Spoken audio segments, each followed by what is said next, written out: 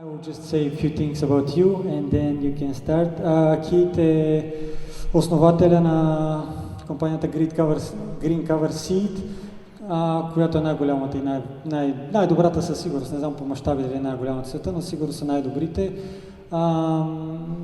Не знам дали знае някой повече от него за покривните култури. Той има дълга презентация, ще остане час и половина, така че много неща ще научите, но не се притесняйте да спирате и да го питате, нали, каквото по време на неговата презентация, каквото се сетите, защото нещата, които той може да ви отговори като, особено за покривните култури, но и не само, той наистина обикаля, той прави семинари, нали, подобно на този, доста по-добри с много лектори, просто познава половината на Ноу Тил в Америка сигурно и да, просто... Okay, we can start. I just told them that if they want, they can interrupt for questions while you're going with the presentation. And just a second, so I can open the presentation. And I'll maybe just say a few things about you and.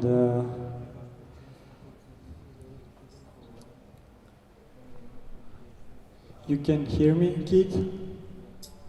Yes. You want me to say a few things about myself? Yeah, and also Green Cover Seed, of course. Okay, sure, yeah. So it's my pleasure to be here to join you guys. Hopefully someday I can get there in person. Наистина удоволствие за мен да се включа. Той наистина 2 часа отдели, просто ние се включихме малко по-късно и час и половина т.е. отрязахме му неговата половин час. Той надява се, че евентуално в бъдеще да може да дойде и лично до България. But in the meantime, I'm thankful for the technology that allows us to communicate and share some ideas. Благодаря се на технологиите, че ще ни помогнат да споделя с вас някои идеи. Our company, Green Cover Seed, has been in business for 12 years. От 12 години, откакто основахме Green Cover Seed. When we first started, the first year we sold enough seed to cover about 1,000 acres. През първата година продадохме култури за около 4000 декара. And this year we're on track to sell enough seed to cover 1 million acres. Тази година имаме достатъчно семена, за да покрием около 4 милиона декара. So it's really grown fast and we're very fortunate to have been part of it. Доста бързо се развива и наистина се радваме, че може да допринесем. So I just want to share some of the things that I've learned about cover crops over the years. Просто ще споделя с вас някои неща за покривните култури, които научих през годините. And hopefully you can learn a few things from that. И се надявам, че ще ви е полезно и ще може да научите някои неща.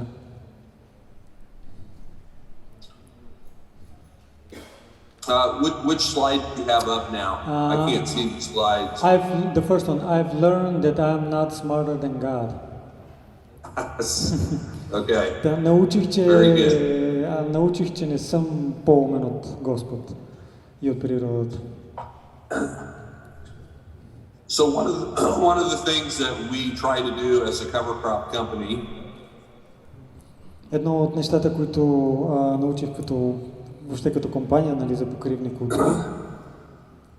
Is look at how God created plants to grow together.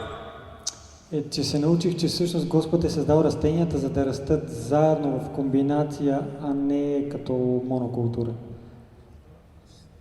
And then we try to emulate that or duplicate that in what we do with cover crops. И се опитваме да същото нещо да го приложим и като миксираме покривни култури. So when we look at how God created plant communities and ecosystems, we see that there's great diversity of plants, roots and animals. Наблюдавайки природата и начина, по който Господ е създал нещата по принцип, виждаме много взаимовръзки между растенията и животните и корените и има огромно разнообразие. And hopefully you can see in this picture here of some of the cover crops from our farm. We have lots and lots of earthworms now everywhere where we dig. Сега в момента това са снимки от нашата ферма. Има много черви навсякъде, където и да копнем с лопатата, виждаме много черви. And on the right-hand side of that picture, we have more and more mycorrhizal fungi that are growing at the microscopic level. Отдясно е снимка на микоризата и като правим тестове с микроскопа я виждаме на повече и повече от нашите полета, все повече да се намножава. But we're not going to get that diversity of biology unless we have a wide diversity of plants like you see in the middle picture. За да може да получим огромно разнообразие от микроорганизми, трябва да имаме огромно разнообразие от растения, както виждате на долната снимка. Това е микс от култури, които те ще засеят като покривни култури. And we're not going to get that diversity of plants unless we plant a wide diversity of seeds. Да, няма да получим просто разнообразие, разнообразието, което искаме, за да възстановим най-бързо почвата, ако не засаждаме разнообразие от култури. And that's what our company specializes in, is these diverse cover crop seed mixes. И това е нещо, върху което се фокусираме, върху миксове и разнообразие от покривни култури. So we strive to put as much diversity into our cover crops as possible. Опитваме се да направим покривните ни миксове колкото може по-разнообразни с повече различни видове култури. And I'll share a few more of those things a little later in this presentation. По-късно ще видите в презентацията малко повече точно по тази тема. The next thing that we observe in nature is that the soil is always covered. Другото нещо, което забелязахме е, че просто в природата по принцип винаги почвата е покрита. So on this slide, the picture on the top left is from my neighbor's field. The next slide, with the corn on the bottom. Yeah, with the tilled field and then the corn coming up. Yeah. Тази горната лявата снимка от един негов колега съсед, който явно не е на Ноу Тил. I took this picture and we were in the middle of a very dry period. Тази снимка направих, беше доста сух, по средата на сух сезон. And we had finally gotten a decent rain. И накрая получихме доста хубав дъжд. Да кажа, че е 6 часа при него и затова е малко така. But because my neighbor had done so much tillage in this field, all of the water was still on top of the soil. Заради многото обработки, които той е направил, почвата не може да попие добре водата и тя се стои доста дълго време отгоре. In my field, right next to it, with all of the cover crop stubble, на нашето поле долу вдясно, което е било пшеница, мисля, че каза, има доста растителни остатъци, които покриват почвата. We were able to utilize every drop of that rain that fell. Заради растителните остатъци и структурата на почвата, те успяха, въпреки че е бил поронен дъжда, да уловят и да запазят в самата почва целият дъжд. So it's very, very important to always keep the soil covered. Много е важно, наистина много важно винаги почвата да е покрита. And try to minimize the amount of tillage that you do. И просто да се опитаме да минимизираме обработките колкото можем повече. Okay, next slide. Yeah, on the left, the growing wheat, I think, and or corn. Right.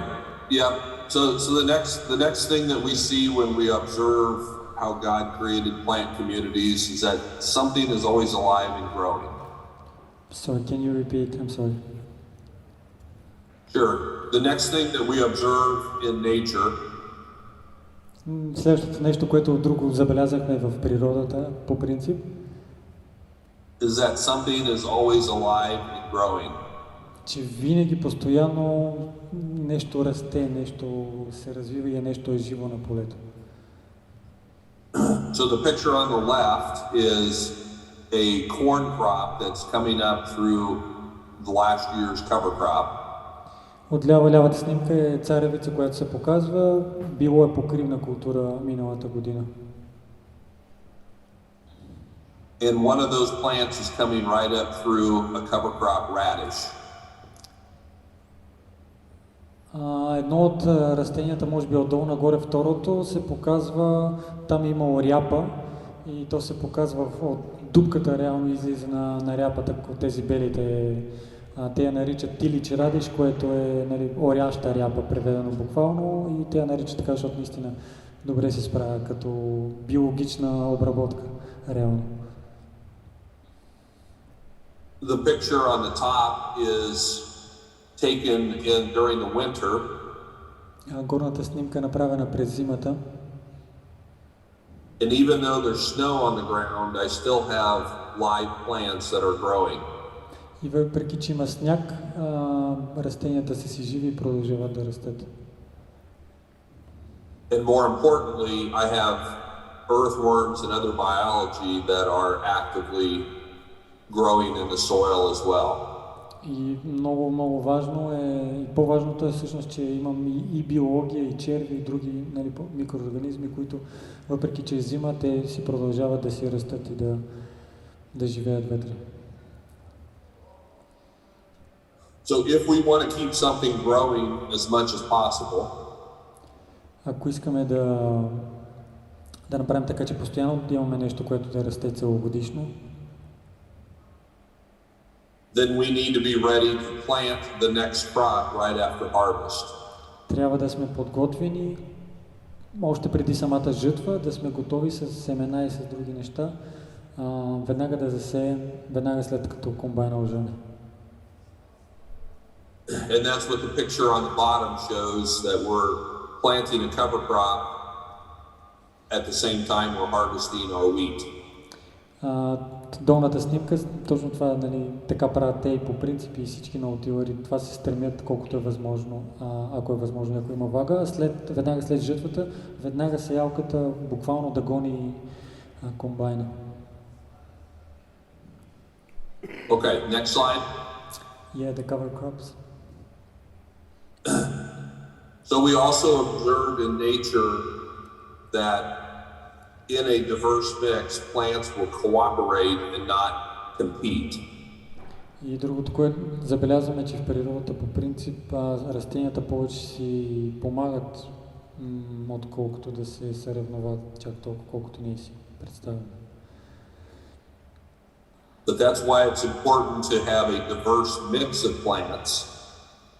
И затова е много важно наистина, като сеем и покривни култури, да имаме разнообразен микс, не само една, две, три, четири култури. Because a monoculture of all the same plant, а не просто монокултурна, само едно растение. Is a very competitive environment because everything is needing the same resources at the same time. Когато е монокултура, те реално се съревновават, защото те имат еднакви нужди от определени елементи от почвата. Примерно царевицата има различни нужди от соята в случая или папудата, и когато са комбинация, те не си пречат толкова, колкото бих си пречили, ако е само една култура. But when we mix the plants all together, they're much more cooperative. И когато ги миксираме, когато ги комбинираме, те много повече се подкрепят реално и не си пречат.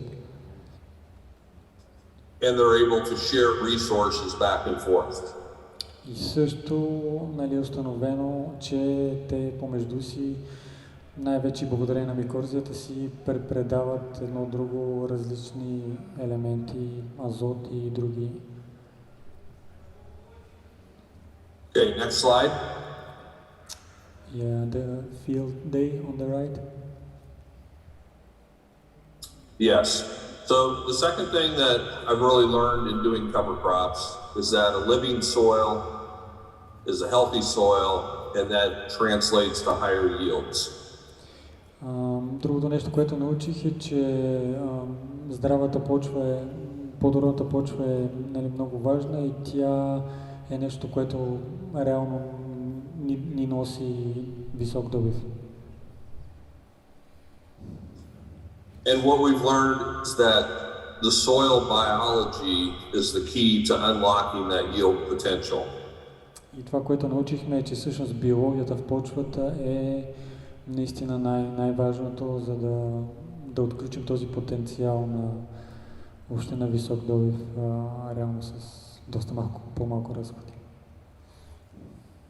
And then using cover crops to keep your biology alive is one of the keys to making all of this work.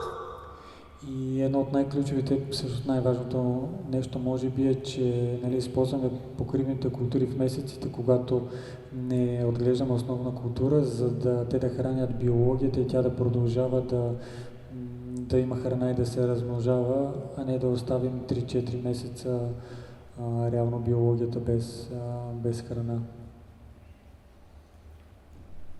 That doesn't mean that cover crops will always lead to higher yields.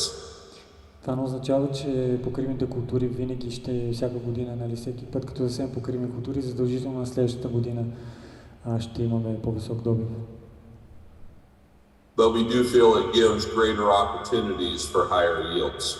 Но нашето усещане и въобще това, което забелязваме е, че доста подобряват нещата и ни дава като въобще възможности да имаме по-висок добив. Просто потенциалът е по-висок на почвата да имаме по-висок добив. And oftentimes using cover crops can lead to lower input costs. Много често, като използваме покривни култури, това води до намаляване на много други разходи. Which should lead to higher profits for the farmer. Което би следвало да доведе до по-висока крайна печалба на всеки земеделец. Okay, next slide. Yeah, the radish, the turnip. So the third thing that we've learned is that if you grow these cover crops, the biology will come. If we what? Sorry? If you grow cover crops. Okay. И ако отглеждаме покривни култури на полето, със сигурност биологията ще се появи. We've just seen time and time again how cover crops will stimulate and increase the biological life of the soil. Постоянно виждаме нови примери как покривните култури стимулират биологията да се появи на полетата. You can see the example of the earthworm by the turnip root.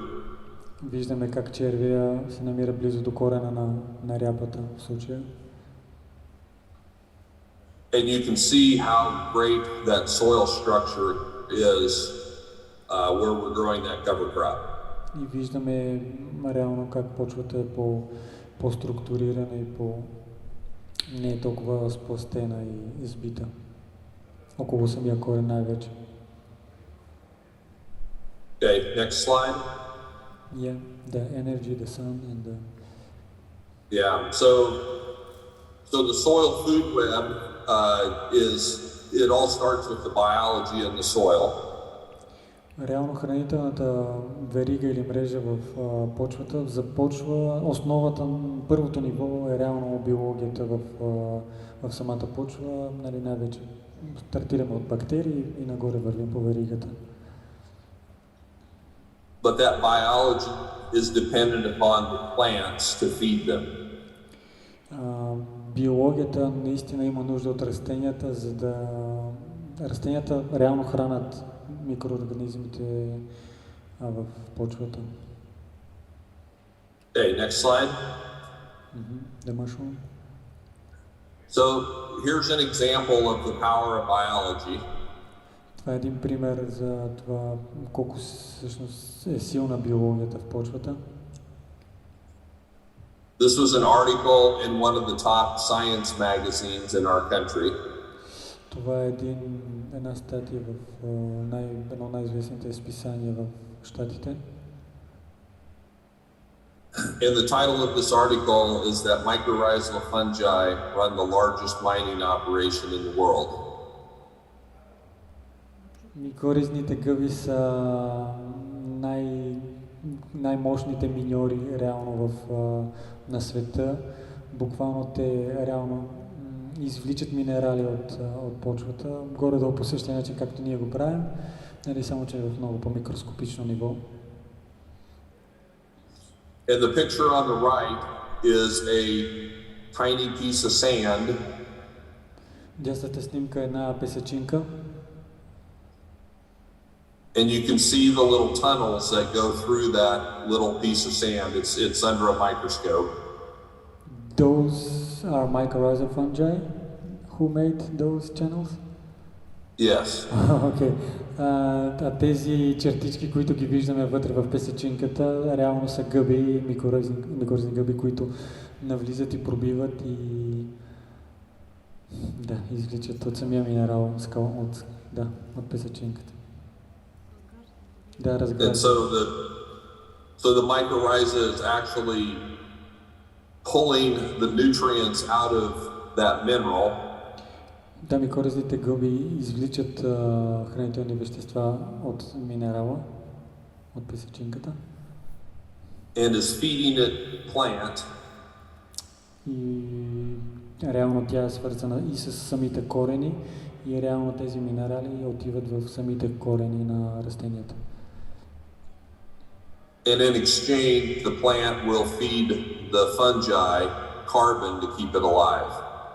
А пък всъщност растението фотосинтезира, произвежда захари и въглерод и храни пък микоризата, т.е. и микоризата има нужда от растения и растението пък получава много неща от микоризата. Okay, next slide. The mycorrhizal. So here's what that mycorrhiza looks like under a microscope. Така, това представлява микоризата под микроскоп. Тези по-дебелите кафявите реално са корени, а пък тези тънките бели нищици са микоризите. Виждате колко са тънички всъщност. And you can see how the mycorrhiza go out into the soil to bring the nutrients back to the plant. Да, виждаме как микоризните гъби излизат извън корена и те реално търсят минерали в самата почва, минерали, които реално ще помогнат на растението, на корена. Okay, next slide. The turnip. Right. So the importance of biological life to the health of the soil and the productivity of our systems cannot be overstated. Важността за... Can you repeat? I'm sorry. The importance of? Yeah, it's the words that are on the slide there. I've just changed it by mistake and I cannot bring it back. My technology is not working today. If you can just repeat it, sorry. Sure. The importance of biology to the health of the soil cannot be overstated. Наистина не трябва да пренебрегваме колко важно всъщност е биологията за почвата и за нейното здраве и плодородие. And just because we can't always see the biology doesn't mean it's not important.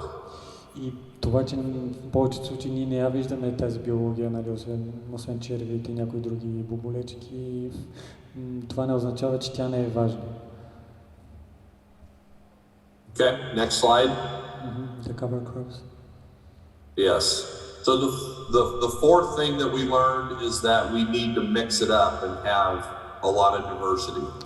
Четвъртото нещо, което научихме, е, че трябва да миксираме културите и да да добавим на полето колкото се може по-голямо разнообразие. And that cover crops grow better in a mix than they do in a monoculture. И самите покривни култури растат по-добре, когато са в микс, а не по-отделно. Тоест има доста опити, когато засаждат покривни култури по сама, примерно 5-6 вида, и накрая ги засаждат в микс и виждат как в микс, когато са в микс, те растат по-добре. Next slide. The knife, the Swiss knife. Right. So cover crops have many benefits, and if you want to, you can just kind of read all those different benefits. Покривните култури имат наистина много ползи, не е просто една и две, и тук ги е написал горе-долу всичките. Може би има и още, които или не са известни, или той не се е сетил да ги добави. Те предпазват почвата от ерозия, улавят примерно торове, които не са успяли предната култура да усвои, те ги улавят в собствената си биомаса и съответно те не отиват някъде извън полето.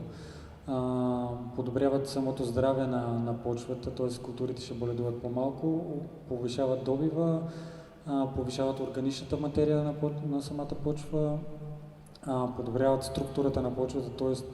правят каналчета с корените, т.е. когато завали в бъдеще пороен дъжд, тези каналчета реално дъжда ще се попие в тях. Потискат плевелите доста добре и стимулират и реално самите най-вече цъфтящите растения от покривните култури помагат на опрашителите и на други полезни насекоми, хищни насекоми, които съответно доста добре помагат в борбата с вредните насекоми. Разрохват почвата, ако не е много сбита почвата, наистина покривните култури доста помагат за редуциране на компактацията. Добавят в почвата азот, както са бобовите, но има и други, които добавят други елементи. Възвръщат вложените средства, все пак покривните култури, все пак са си някакъв разход, колкото не са безплатни на 100%, но виждаме реално колко ползи има. Yes? Next slide. Yeah, the two pictures with the corn and the cover crop mix. Right. So natural systems have a lot of diversity, like that picture on the left. Снимката в ляво е реално пасище и така е по принцип в природата. Там си има, винаги така си работи най-добре природа, когато има разнообразие от култури. But most of our cropping systems do not have much diversity like the field on the right. Но в повечето случаи ние отглеждаме само по една култура, както е в дясно. So it's much easier to get diversity into our systems by using cover crops than trying to add more cash crops. И е много по-лесно е просто с покривните култури да добавим голямо разнообразие в сидбооборота. Малко по-трудно е да вкараме много на брой култури в самия сидбооборот, както Боби направи, поради много причини, както и изкупна цена и така нататък. Okay, next slide. Dwayne Beck. So Dwayne Beck is one of the top agricultural people in our country. Dwayne Beck е един от най-добрите земеделци в щатите. And these are some of the slides that he has shared at different shows. Това е един от слайдовете, който той показва когато той изнася лекции. So he points out that weeds and diseases are nature's way of adding diversity to a system that lacks diversity. Това, което пише е, че плевелите и болестите са реално реакция и са отговора на природата да добави разнообразие на поле, където няма разнообразие. And you can see that anytime that we're growing a single crop weeds always want to grow. И забелязваме, че всеки път на полето, когато отглеждаме монокултура, нали, само една култура, все има плевели, които се опитват да тръгнат да растат. Okay, Next slide. Next slide. Yeah. So he goes on to say that nature's efforts to add diversity can be countered when we add beneficial diversity to the system. Реално това, което ние можем да направим е ние да добавим разнообразие на полетата и по този начин реално ще избегнем, нали, доста неприятности, болести и плевели също. Okay, next slide. Just to mention, нали, те в щатите много често така ги разделят, нали, широколистно, отляво, след това житно, нали, житни, а пък чакай да не бъркам, нали, широколистни, тополюбиви може би, не знам, но те често ги разделят на широколистни и житни, тополюбиви, студено и студоустойчиви. Okay, next one. The cover crop. Yeah, the cover crop, sorry. Yeah, so one of the best ways to introduce more diversity is through cover crop mixes. Най-лесният и добър начин е да добавим разнообразие на полето с миксоват покривни култури. Because cover crops are the perfect opportunity to have a lot of diversity. Покривните култури имат възможност. Sorry, I didn't understand. Sorry. Cover crops are the perfect opportunity to have a lot of plant diversity. Да, покривните култури са, нали, доста подходящ и лесен начин да добавим разнообразие на полетата. Without having to have specialized equipment or specialized knowledge or specialized markets. Да, за тях не ни е необходимо да имаме специално, нали, оборудване за жътва, не ни трябва, нали, пазара не ни реално интересува в случая и... Okay, next slide, it says double crop sunflowers. No, it says corn beans. Oh yeah, go a couple more slides. Okay, double crop sunflowers with cover companions. Right, so I want to just show you one example of one way we do this on our farm. Искам да ви дам един пример за това какво правим ние в нашето стопанство. And this is when we would grow double crop sunflowers after we harvest wheat. Това в случая е, нали, пример, след жетвата на пшеница засяваме втора култура слънчоглед. But we don't just plant sunflowers by themselves. Когато засяваме слънчогледа, обаче не го засяваме сам, т.е. и други неща засяваме заедно с него. But we have a cover crop that's growing underneath the sunflowers. Засаждаме заедно с слънчогледа и покривни култури, които засенчват реално почвата и растат заедно с слънчогледа. Next slide. Just one question. Do you plant the cover crops at the same time with the same planter, or you plant them, like, let's say, in the fourth leaf or the fifth leaf? When do you plant the cover crops? Usually, or? Well, at the same time, we've done both. And the next picture shows how we mixed all the seed together. Sometimes we will just mix the sunflowers with the cover crops, like you see here. Понякога миксираме, както виждате, това са слънчогледови семена и понякога така ги засаждат едновременно. Заедно по време на сидбата на слънчогледа просто добавяте покривни култури. But you can also plant the cover crop first and then plant the sunflowers in rows afterwards. Също така е варианти да засеем първо покривните култури и след това да засеем редовете с слънчогледа. Next slide. At the background. This is what it looks like coming up. So you see all the sunflowers coming up. Виждаме, нали, как реално изглеждат нещата. Here you have planted them together at the same time. Да, Yes. тук са ги засяли по едно и също време, слънчогледа заедно с другите покривни култури. And you can see the buckwheat growing along with the sunflowers. Виждаме елдата, тези цветчетата реално с елдата и виждате между другото колко бързо цъфти елдата.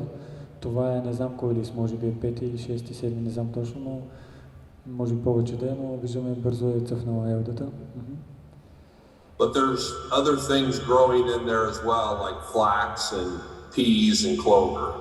Също освен елдата сме засяли и лен, грах и детелини. Или един вид детелина. Не знам точно коя. Sorry, just one question about the clovers. What would you advise? Which of the clovers are good for kind of a dry area, or because there are different ones of clovers? I think we probably use crimson clover, Berseem clover, and Persian clover.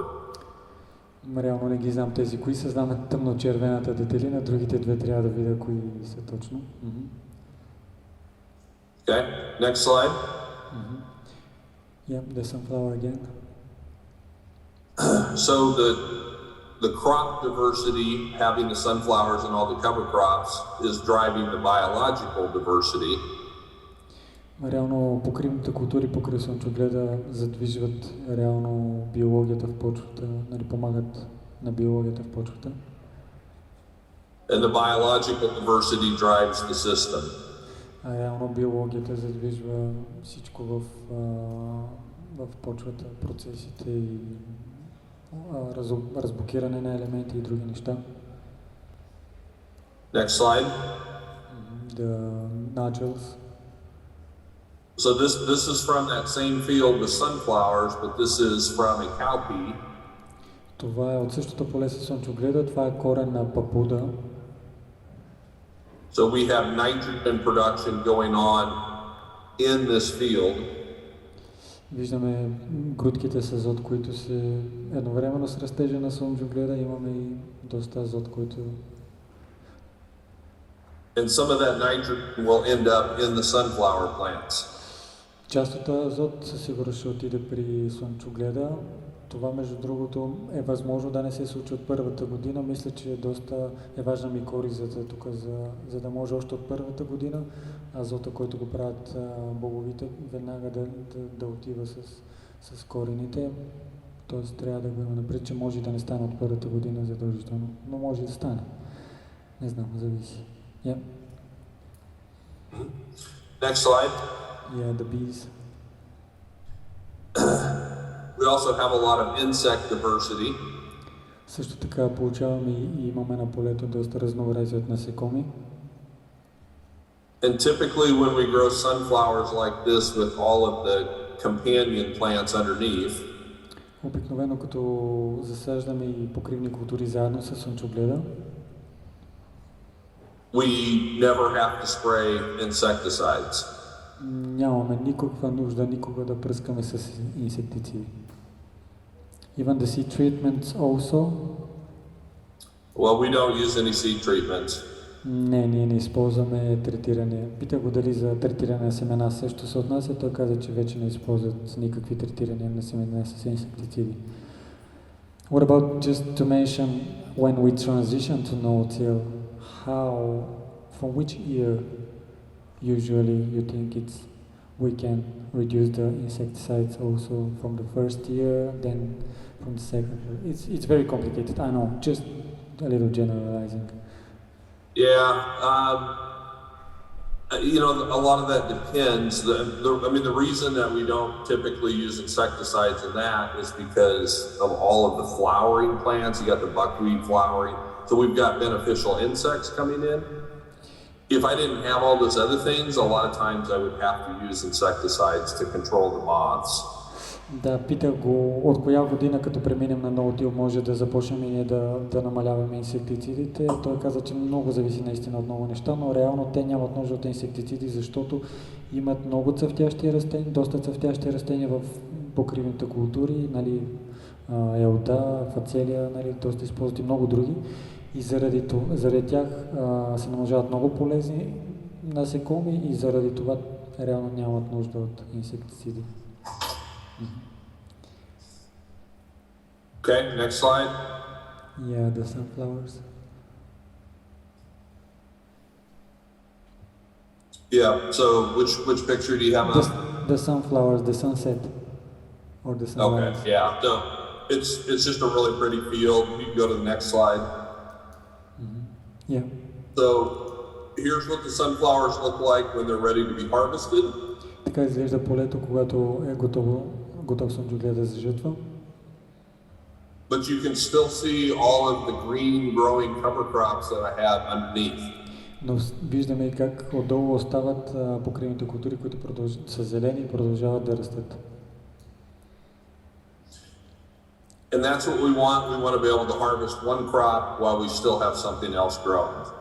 И точно това ни е целта и на нас да продължим да имаме постоянно нещо, което да расте на полето, въпреки че в случая слънчогледа е готов за жътва и той реално е спрял вегетацията си.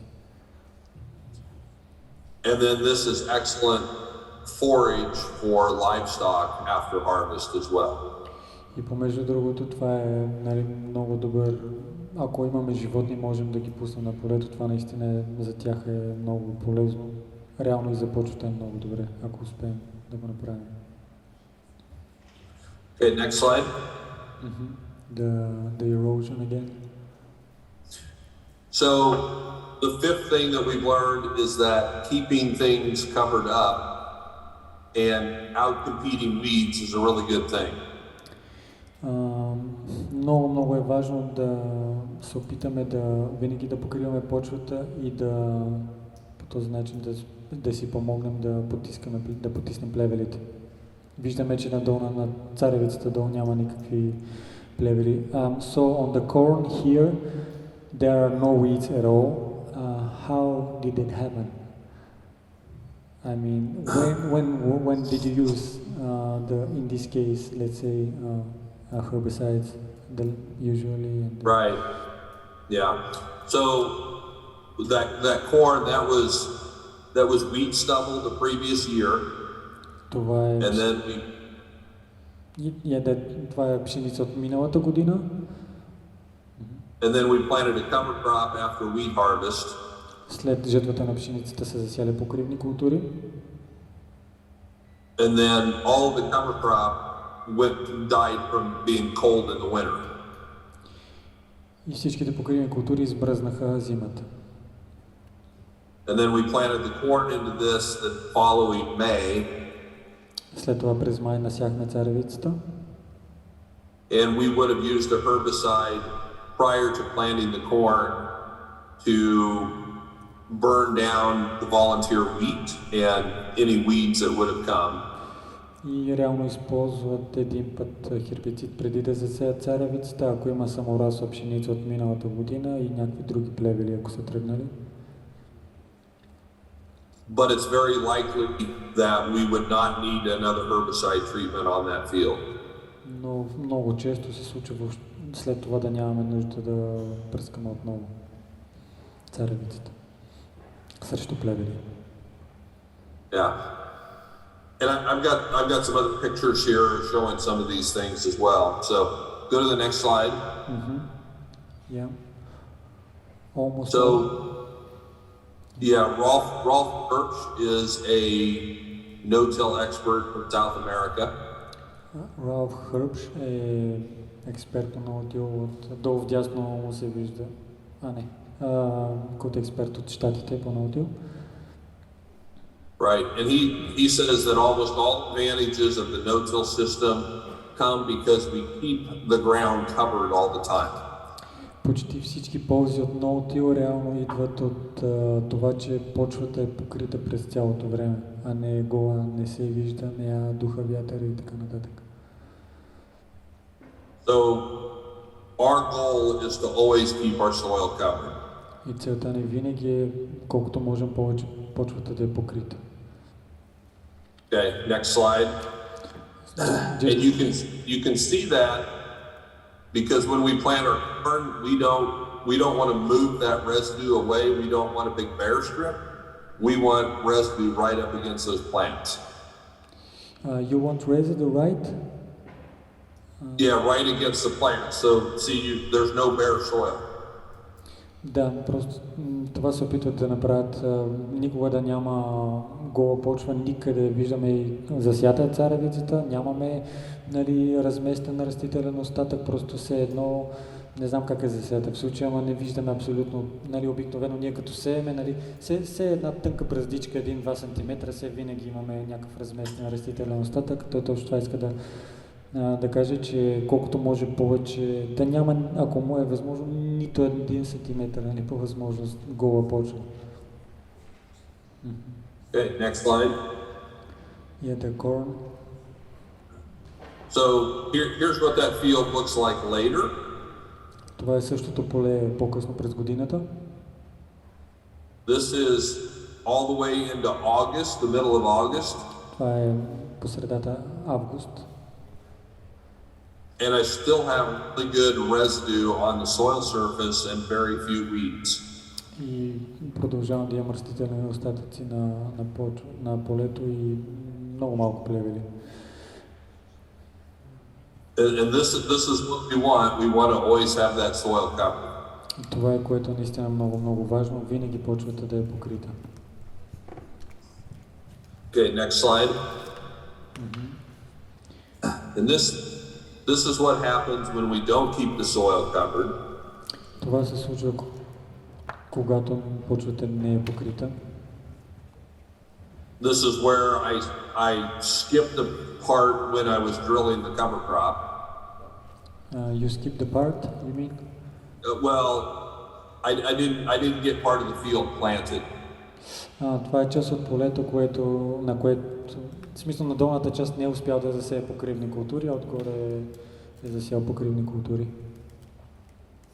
So at the back of this picture where the cover crop rye is growing, there's no weeds. The rye was the cover crop and it's terminated and you have planted the corn inside of the rye as well? That's correct. Значи отзад това е ръж, която е засял, нали, предната година. Царевицата долу я виждаме насята, реално има и царевица вътре в ръща. Нали, тя е напръскана ръща и в момента, нали, загива и отдолу тръгват царевиците. But where there's no cover crop, there's all kinds of weeds growing. Но когато нямаме покривна култура, както е долу, всякакви плевели тръгват. Okay, next slide. Just another example of this on the left-hand side where the cover crop is, there's very few weeds, and on the right-hand side where there was no cover crop, there's lots of weeds. Да, от лявата страна виждаме как имало е покривни култури, а от дясната страна на тази част от полето на дясната не са сяли покривни култури и виждаме как от дясно има много повече плевели, отколкото от ляво. And on the left side it was again just rye or it was mixed? Mostly just rye. Alright, and usually what's the norm of the rye? How much seeds kilos per pounds per acre? Usually just more or less, because it's important.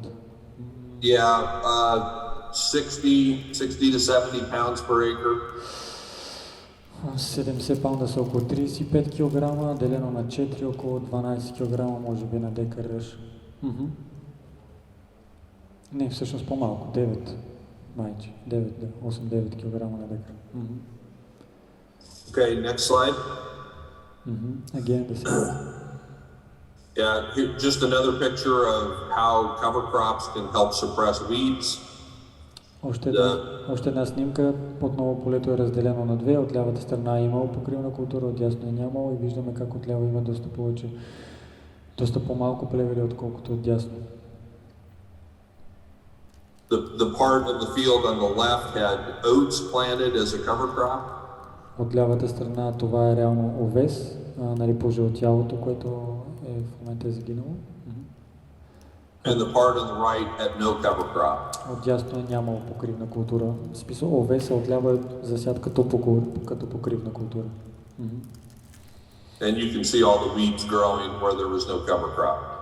Да, и виждаме разликата в плевелите, за плевеляването. Okay, next slide. This is another picture from one of our fields where we planted cereal rye the previous fall.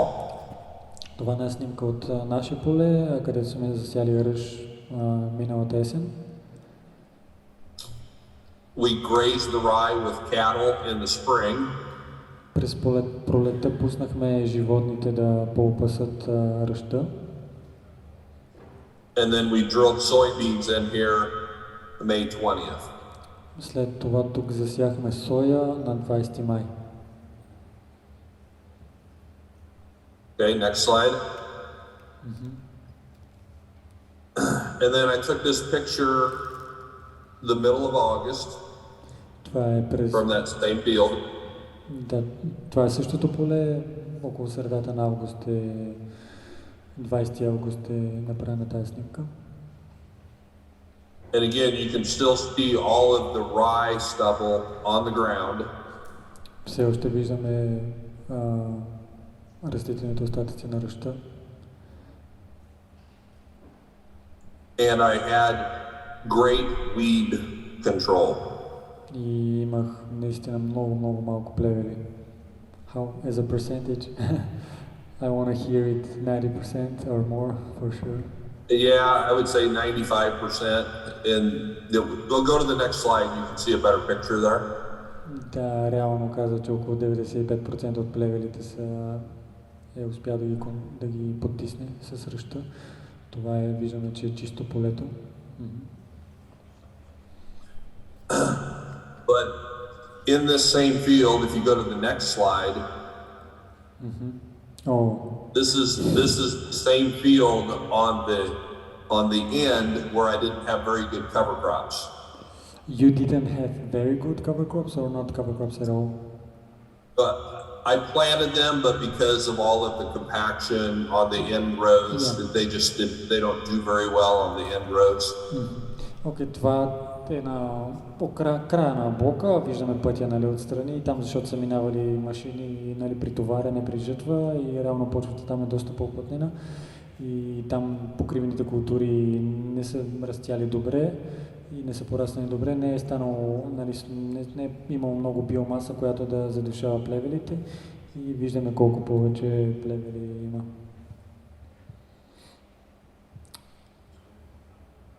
Okay, next slide. So the sixth thing that I've learned is that cattle really like grazing cover crops. Шестото нещо, което научих е, че животните, най-вече кравите, най-често използват крави, но най-вероятно и другите животни, те наистина обожават покривните култури, обожават да пасат покривни култури. And cattle can be a great tool for improving the soil quickly, but only if they're managed. Наистина може да използвам животните, за да подобрим почвата си много по-бързо, но все пак трябва да знаем някои неща за това как да ги пускаме на полето. Next slide. And I don't really have time today to go into a lot of detail on grazing. That's kind of a whole nother talk or a whole nother topic, but I like this saying here that grazing is an art, using the same tools and supplies but getting different results because of the art. Да виждаме животните как са много нагъсто събрани с електропастир. Пише реално, че пасечното отглеждане на животни е изкуство и използвайки същите, нали, реално пускаме животните на полето, използваме електропастири, обаче когато ги използваме правилно, т.е. пуснем ги за определено период от време да ни преизпасат цялото поле, нали, пуснем ги когато трябва, нали, има доста подробности как реално да отглеждаме пасечни животни и сега няма той време реално да обясни повече неща, но реално използвайки ги правилно, пускайки ги за точното време, да изпасат точно количество, нали, покривни култури в точния момент, тогава наистина реално получаваме много добри резултати. Okay, and the last slide, next one is the last one, I believe. Последния. Yeah, so number 7 that we've learned is remember to focus on your most important crop, your family, your friends, and as you get busy doing all your farming things, keep things in perspective. Това е последния слайд, това е неговото семейство и приятели. Наистина той иска да подчертая, че е много важно да мислим и за тях, и за въобще като земеделстваме, да мислим и за следващото поколение и какво реално ще им завещаем. So this is my family, so from my family to yours, thank you for allowing me to speak, and I'll be happy to answer questions. Да, това е просто негово обращение от неговото семейство към нас и просто ще се радва на въпроси, ако имаме, и да просто не знам микрофончето къде е, евентуално. Аз пак ще чувам и ще повтарям въпросите, така че ако някой иска се сеща нещо да за покривни култури, реално някакви съвети да даде или нещо друго.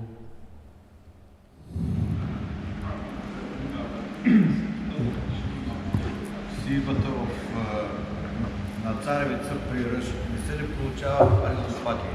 И кога точно е си царевица? Да, и кога терминира също? Кога е терминира? Okay, for the cover crop of rye and then planting corn, is there a allelopathy effect from the rye to the corn? When do you plant the corn? When do you terminate the rye and these kind of things? Yeah. Good question. People ask that a lot. We have not seen much. True allelopathy will prevent the corn seed from germinating. Много добър въпрос. Много хора го задават.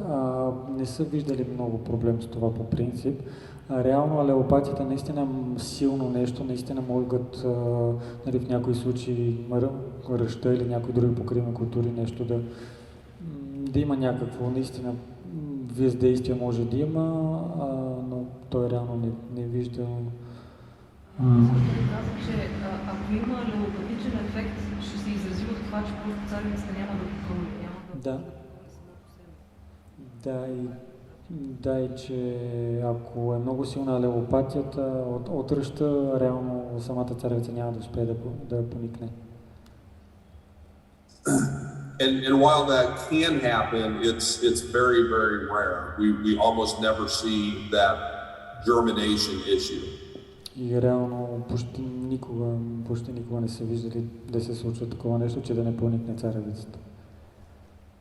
So the biggest problem with corn following cereal rye Най-големият проблем с това да засеем царевица след ръж is nitrogen tie-up.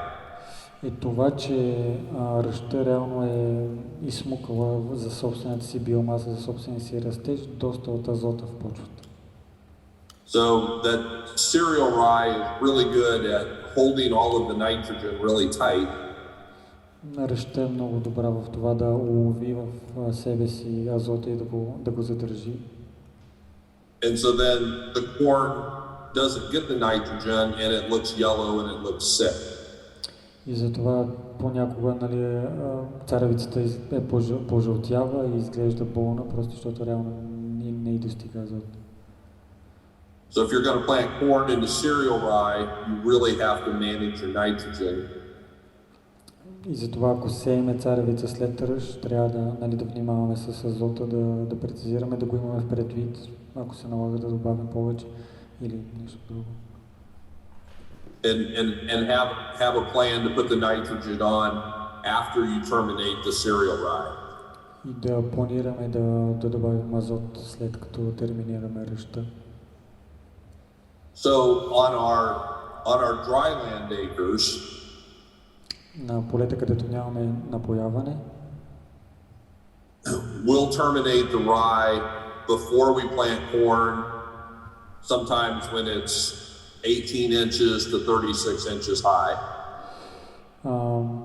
Обикновено терминираме ръжта преди да засеем царевицата, когато е около 40-50 до 70 см висока. So which months Is this more or less, or how much before planting the corn? More or less, just 2 weeks? Probably 3 weeks before we plant corn. Горе-долу около 3 седмици преди да засеем царевицата. Yeah. But on our irrigated acres, we'll plant green into the 5-foot tall rye and then terminate that later. Но там, където имаме напояване, засяваме царевицата и след това терминираме ръща. How long after you plant the corn, more or less, you terminate the rye? 1 week or 2 days or? We'll typically plant the corn and then we'll roller crimp the rye, and then if we need to, we'll apply a herbicide to finish killing the rye if the roller crimper didn't do it. Значи те използват roller crimper, този валяка, който обикновено е червен, може би сте го срещали. Той пречупва стеблата на ръща, ако не винаги успява на 100% да я терминира, понякога успява, понякога не, зависи от много фактори. И ако се налага, те влизат да терминират с хербицид. I'm sorry, what was that? It was just my translation in Bulgarian about the roller crimper. Така, други въпроси, някой да се сеща? Да. Когато използваме покривни култури, по-скоро животни за изпасване на покривните култури, доколко може да вдигаме сейдбената норма и дали въобще е нужно да се повишава сейдбената норма на покривните култури? Тоест, ако използваме покривни култури за животни, дали да слагаме по-гъста норма? Да, дали да увеличаваме нормата, да стават по-гъсти или не животни. When we plant cover crops for grazing, do we have to, is it better to plant a higher seeding rate or than normal, and also what is the normal seeding rate? Right, yeah. Good question. We would typically plant about 25% more seed if you know you're going to graze it than if you are just doing strictly a cover. Много добър въпрос. Обикновено, ако сеем покривни култури за пасище, за животни, слагаме около 25% повече по-гъста сидбена норма, отколкото ако просто ги сеем като покривна култура. Друго? Окей. Аз имам един въпрос само от обвинението, ако се повтаря. След житни култури, като ги ожинат, какво правят? Лятото, когато не може да се поради липса на влага. When you harvest the wheat or another cereal in the early summer, what do you usually do? Often, sometimes there is not enough moisture to go a second crop or something like this. What's the common practice and the best thing? What we can do also for, during these summer times after the harvest? Yeah. You certainly adjust either what you plant or when you plant it based on moisture.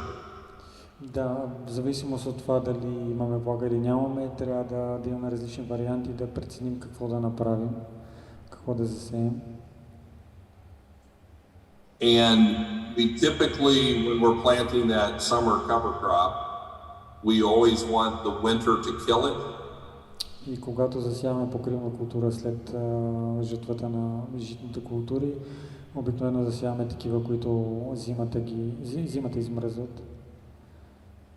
And then we have all fall and all winter and part of the spring to recapture moisture for the next crop. И по този начин цялата, остатъка от зимата, до някъде и от есента и цялата пролет да уловим и да съхраним влага за следващия пролетник. The one thing that we have found is that a cover crop mixture uses less moisture than a cover crop that's all one plant, like a monoculture. Установихме, че когато сеем покривни култури, те реално използват по-малко влага, отколкото основните култури, които засяваме като царевица, слънчоглед и така нататък.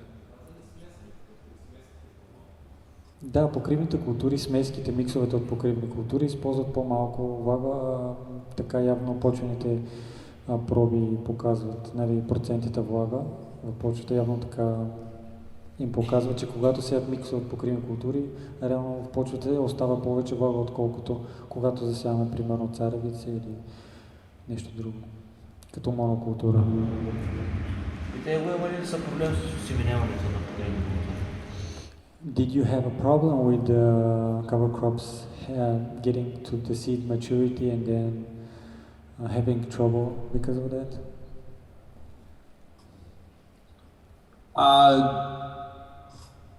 Oftentimes, plants like buckwheat will almost always make seed, and sometimes sunflowers and flax.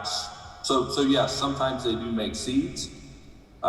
We rarely have an issue with it being a volunteer problem the next year. Да, случва се, нали, неща като бързо растящите, нали, по-бързо растящите култури с по-къса вегетация да пускат семена като елда, слънчоглед или лен, но нали, рядко това е реално проблем за следващата, нали, на следващата година, това да реално да не направи проблем. It's a much bigger issue for organic producers that can't use herbicides. Ако сме биологични производители, това, нали, би могло да е по-така сериозен проблем, защото нали, не може да използваме хербициди. And we do want to consider what the next crop is. И трябва да вземем в предвид, нали, каква ще ни е следващата култура. Because if we're going to be growing grain sorghum the next year, we would not want to use a forage sorghum as a cover crop this year. И, нали, ако следващата култура ще сеем сорго, например, за зърно, нали, да не слагаме и сорго в микс от покривни култури. So for the most part, the seed production issues can be managed.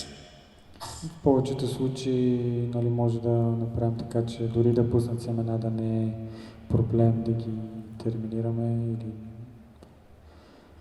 така, че не е чак толкова, нали, в този случай проблем. Добре, някой друг? Дали знае някакъв метод за справяне с капино, освен с хербицид? Капин, как беше капин на Blackberries. Did you have any issues with the blackberries on the fields, and how did you solve this problem? Because they are more, you know. An issue with what? Blackberries. Because here. Blackberries? Yeah, here in some fields we have blackberries, and they are kind of very hard to, especially if they are more mature, maybe. They are nasty. Yeah. I mean, we don't have. We have our own problems. We don't have blackberries, but yeah, I don't know if is that being caused by a rotational issue, maybe a different rotation. I don't know that I don't know that you're going to find a cover crop that will be able to suppress a woody shrub, a perennial shrub like that. Каза, че, нали, трудно по принцип тези по-храстовидни и по-такива, нали, растения, трудно, нали, може да ги потиснем, нали, доста. Пак зависи в която, ако ги изпреварим, нали, е възможно, може би, но реално, нали, особено ако вече са поникнали, нали, с покривни култури малко по-трудно, нали, можем да ги потиснем и да ги по този начин, нали, да намалее този брой на капини на полетата. Галина, ти при теб имаш ли капини? Не много. Аз имам един друг въпрос. Когато се използват животни да пасат покривната култура, какъв процент от нея може да бъде опасан и какъв трябва да остане за да покрие почвата?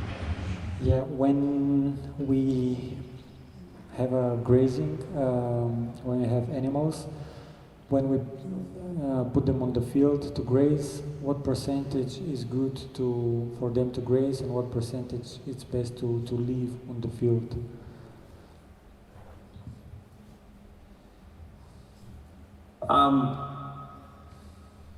It kind of depends on whether you want that cover crop to regrow or if it's already kind of ready to be frozen out or terminated anyway. If you want it to regrow, then leave at least 50%. Зависи дали искаме да ги пуснем отново и отново, т.е. да пуснем един път и после те покривните култури отново да тръгнат да растат, или искаме, нали, реално са в края на вегетацията си, примерно, или искаме да ги терминираме и примерно да сеем нещо друго. Ако, нали, ще искаме да порастат отново, тогава поне 50% трябва да остане на полето. If it's not going to regrow, we would still want to see you leave at least 30% just to keep the ground covered. Ако пък няма да ги оставим покривните култури отново да растат, да пораснат, тогава, нали, пак трябва да оставим поне около 30% на полето, пак за да пазят и защитават полето, почвата.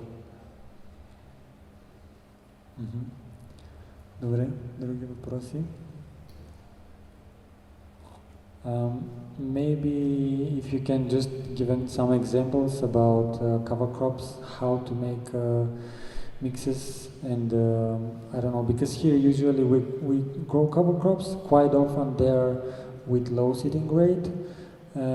Just generalizing, if you can generalize, just give some example maybe of some cover crop mix after something, how much to put, how much from which crop, how much from another crop, maybe a first steps of cover crops, or maybe more advanced. Sure, yeah, that there's a lot of factors that depends on.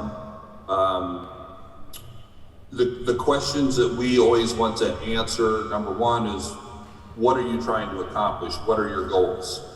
Значи пита го реално за дали не е някакъв пример за микс, как да си направим микс, каква норма да сложим и така нататък. И първото нещо, което, нали, наистина и ние трябва да си отговорим на този въпрос, е какво искаме да постигнем с тая покривна култура. If your goal is to produce nitrogen for the next crop, then obviously you need a lot more legumes. Ако целта ни е да произведем азот за следващата култура, нали, очевидно тогава ще трябва да сложим доста повече бобови в микса. And if your goal is to produce as much biomass and weed suppression as possible, then you're going to need a lot more grasses. Ако пък целта ни е да потиснем плевелите, тогава ще сложим доста повече, голям процент ще са житни. As a general rule, if you just want kind of a balanced cover crop mix and, kind of do a little bit of everything. А като цяло, ако искаме да направим, нали, такъв балансиран микс от по-малко от всичко, what we would typically see is about 50% grasses. Тогава обикновено слагаме около 50% житни,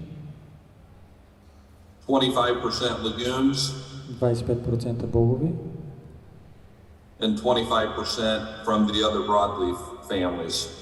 и 25% от другите от семейство широколистни. Нали, зелеви, дори слънчогледно, лен и така нататък. So that's kind of a general rule. When you harvest the wheat, do you usually more often go directly to plant cover crops, or do you wait until the summer ends and then you plant cover crop which will grow until the next spring? Because here our crop rotation usually is after wheat or barley or triticale, we grow sunflower or corn the next year. So just pure. Right. Again, it depends on what you want to do. If you want that cover crop to be killed by the winter, then you need to plant it right away. because otherwise you just don't have enough time for it to grow. Да, попитах го след жътвата на пшеницата, например, как е най-добре да се процедира. Дали веднага след жътвата да се опитаме да засеем покривни култури или да изчакаме да отмина горещото лято и тогава да засеем покривни култури, които да растат чак до следващата пролет, когато ще засеем, нали, царевица или слънчоглед или нещо друго. Ми каза, че зависи. Ако, нали, искаме зимата да измръзнат покривните култури, тогава трябва веднага да се опитаме веднага да засеем покривни култури, защото просто няма да има достатъчно време за растеж. And if you want it to grow through the winter for having something the next spring, then you can wait a little bit and plant it later. Но пък ако искаме да покривните култури да растат до следващата пролет, нали, примерно до април месец, тогава, нали, може би е по-добре да, пак зависи, да изчакаме няколко месеца и тогава да малко по-късно да ги засеем, може би септември или там зависи. Добре, сещате ли се въпроси? Може ли да правим този микс, който каза комбинирания постоянно? Какво може пред комбиниране? С 50% треви, 25% бобови и 25%. Мисля да си го такова мисля, да си... Да, с този микс да си карам примерно 50 години. Това възможно. В смисъл питаш дали е добре? Да. So you mentioned 50% grasses, more or less 25% broadleaves and forbs and so on, and 25% legumes. Is it okay? Is it good? Is it a good idea? Is it working to grow this every year? Let's say we choose 10 species. Let's say 5 grasses, 2-3 legumes, and 2-3 forbs. Is it okay to grow them every year? Is it or it's not so good, or?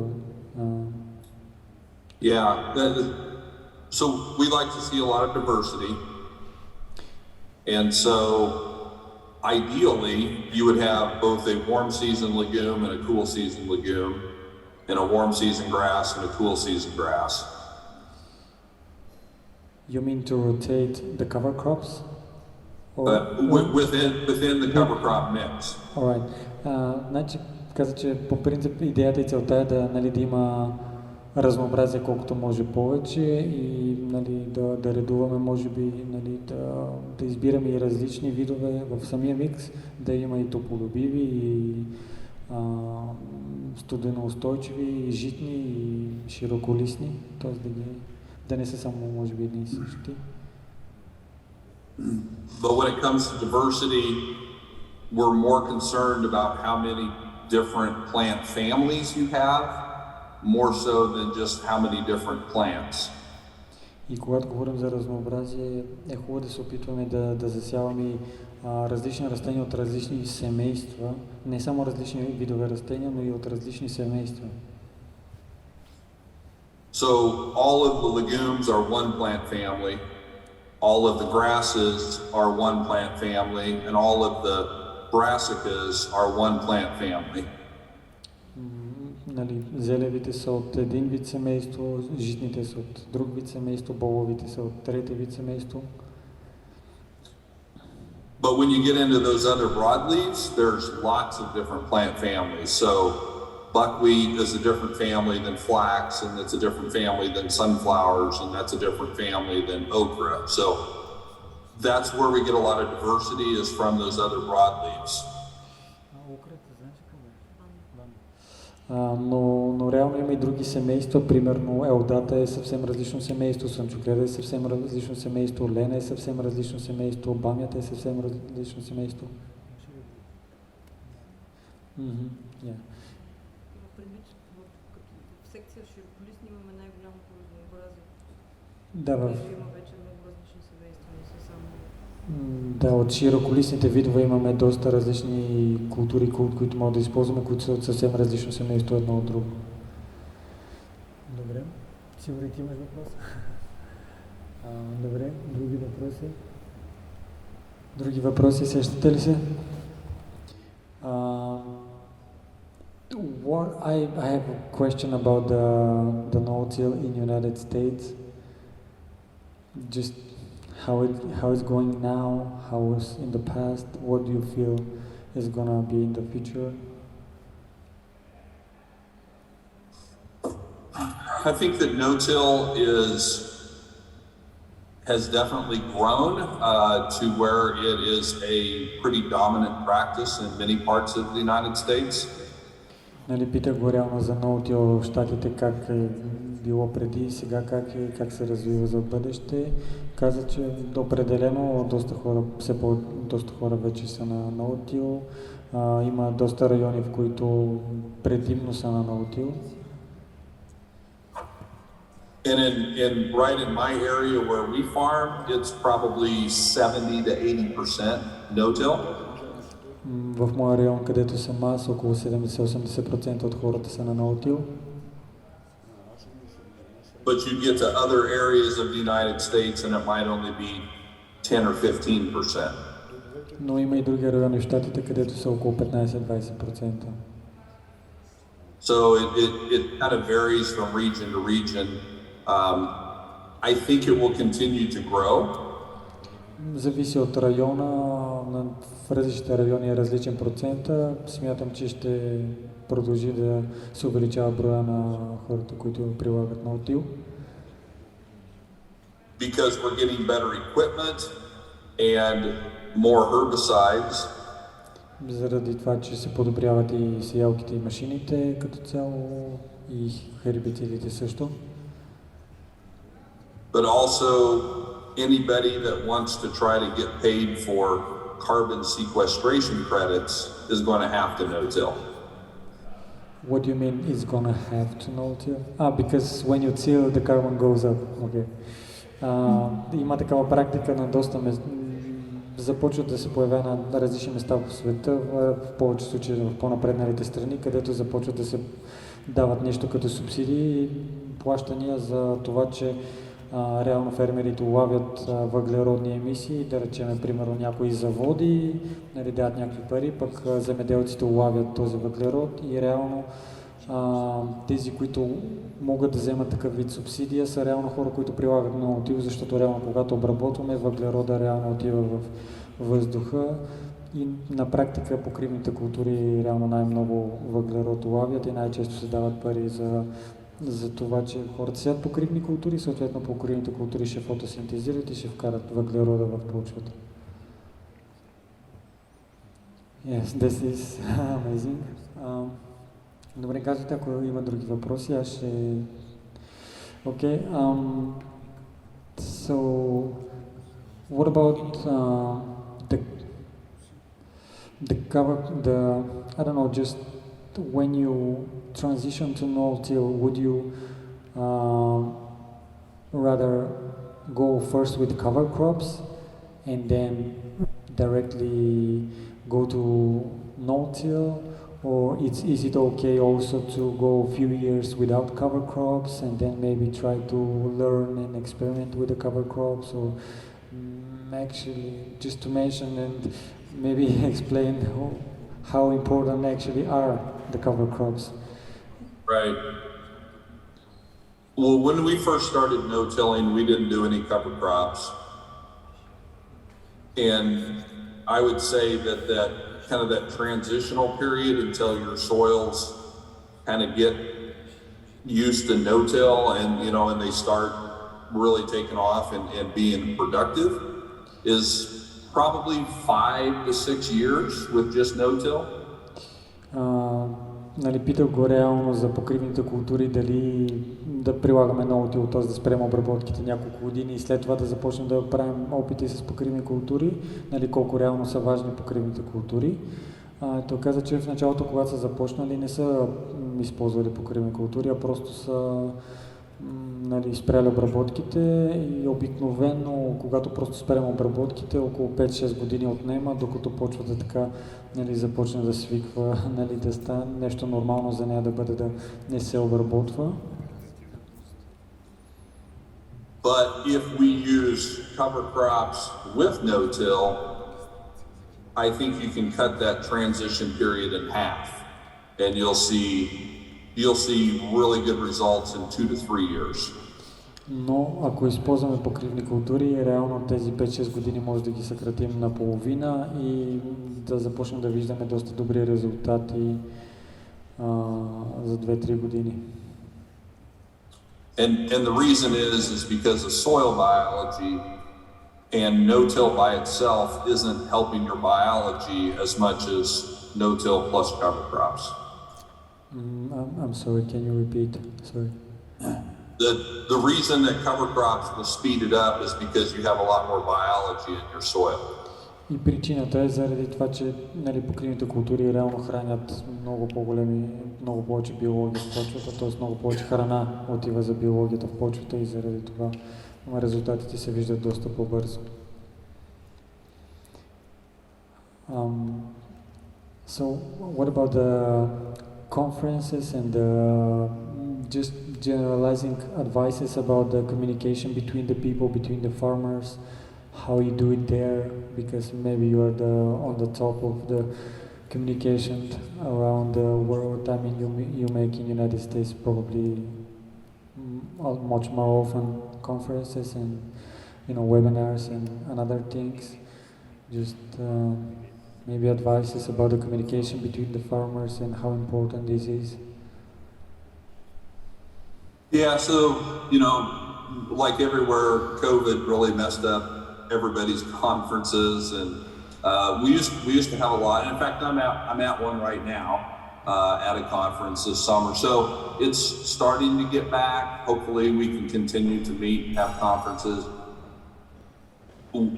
We've done a lot of webinars ourselves as a company. We've done a lot of webinars to try to get information out to farmers.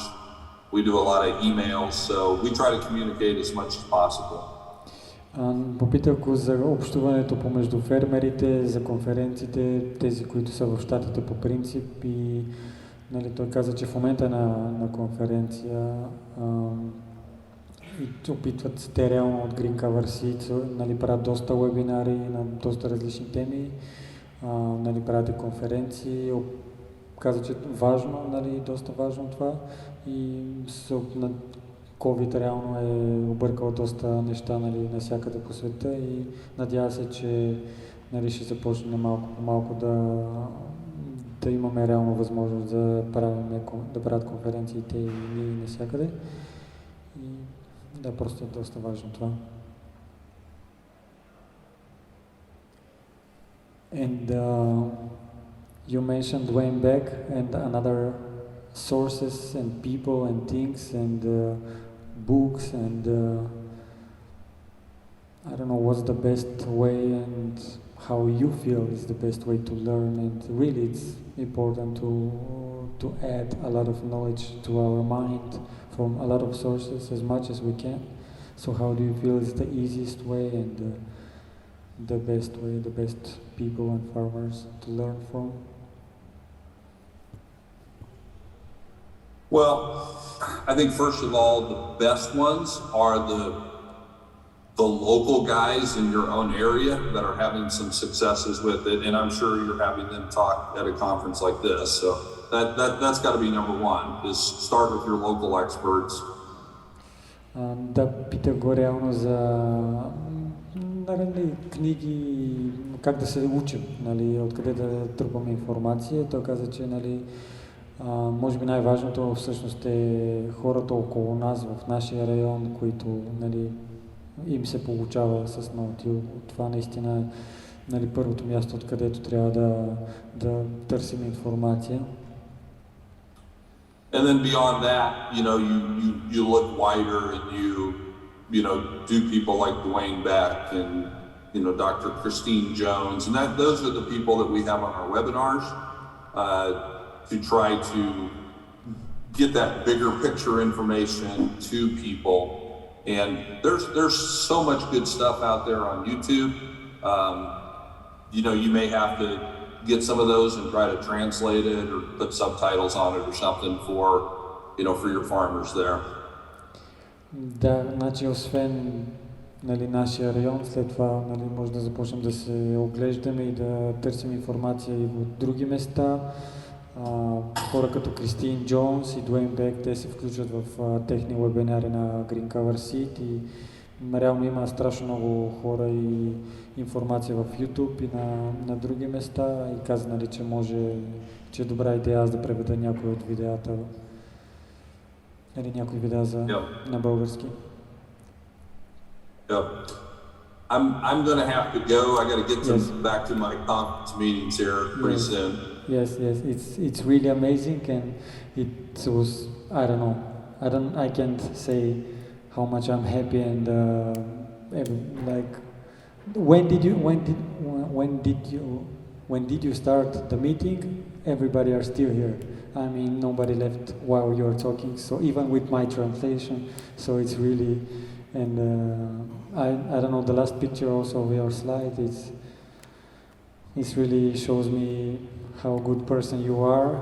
People with that are focused on the family. It's really, I can also, actually I find that the best no-tillers are people like you, that are always willing to share, always trying to help, always, I don't know, maybe it's this some kind of mentality, I don't know what it is, but I really find out that really the best ones are the ones that want to share, the ones that really are trying to respond if they can, if they have time, to anybody, and this is just their understanding that we are not just ourselves and we live together, and if we can help to others, that's going to be beneficial. It's not... Absolutely. Yeah, and people within the regenerative ag movement are very, very open and giving and sharing. So, yeah, I appreciate the opportunity and hope to be able to do it again with you sometime. Yes, thank you so much, Keyt. Have a good time and conference, and bye. Thank you so much. Okay. Thanks, everybody. Have a good conference. Thank you.